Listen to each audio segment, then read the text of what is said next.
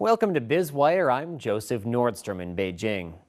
After China posted lower than expected GDP growth on Monday, the price of gold fell by nearly 10%, but consumers in China have been flocking to jewelers, some during their lunch breaks, to pocket a bit of bullion while the price is relatively low.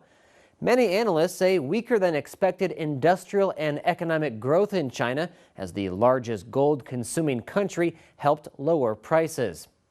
Others say that gold futures fell to a two-year low on Wednesday, partly on growing optimism that an economic recovery will curb demand for the protection of wealth. Gold has rallied for 12 years through 2012, advancing as investors sought a store of value before dropping this year. For retailers and refiners, the price plunge is proving a boon for business. The China Gold Association reported that retail sales tripled across China earlier this week as people sought to take advantage of a dip in prices. What some described as a frenzy appeared in India and China, the two biggest gold-consuming nations where gold is often given to celebrate weddings and births. This year's 18% decline could reignite demand that fell last year for the first time in 3 years, with Asian consumers/investors in particular seeing the drop as a buying opportunity. Chow Tai-fook, the world's biggest jewelry retailer by market value, said daily customer traffic in Hong Kong and Macau rose as much as 25% over the past week. Grant Williams, portfolio manager at Volpes Investment Management in Singapore, said that owning gold is built into the DNA in Asia. Williams says that whenever there are these meaningful sell-offs, there's always a pickup in demand for physical gold. Williams added that it's a very different attitude in places like mainland China, Hong Kong, and India than in the U.S.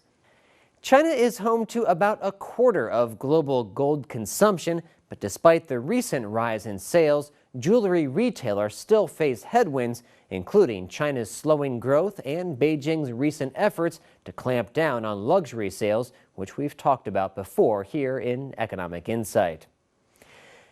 Jean Li-chun, chairman of the Supervisory Board of China Investment Corporation, or CIC, China's $482 billion sovereign wealth fund, said he believes gold prices will pick up over time as a global economic recovery gains traction. Jean said that gold is still the most important component of the currency reserves of fast-growing emerging market economies. Jean thinks the current decline in gold prices would moderate if the U.S. economy recovered this year and debt distress in the Eurozone economies eased. Jean said CIC has only minor investments in gold and is more looking to invest in European companies where there is access to high-level technologies. CIC, which manages a slice of China's foreign exchange reserves, the world's largest at $3.44 trillion, still has some cash at its disposal from its last government injection of cash in 2011. The collapse in bullion prices may help to rekindle gold mining takeovers as Chinese companies, sovereign wealth funds, as well as private equity and hedge funds step in to rescue cash-strapped small and mid-sized miners. China's top gold producer, Zijin Mining, and state-owned Shandong Gold Group have been leading the expansion push. China produced 403 metric tons of gold in 2012, up 11.7% from 2011, leaving the country as the world's top gold producer for the 6th year in a row.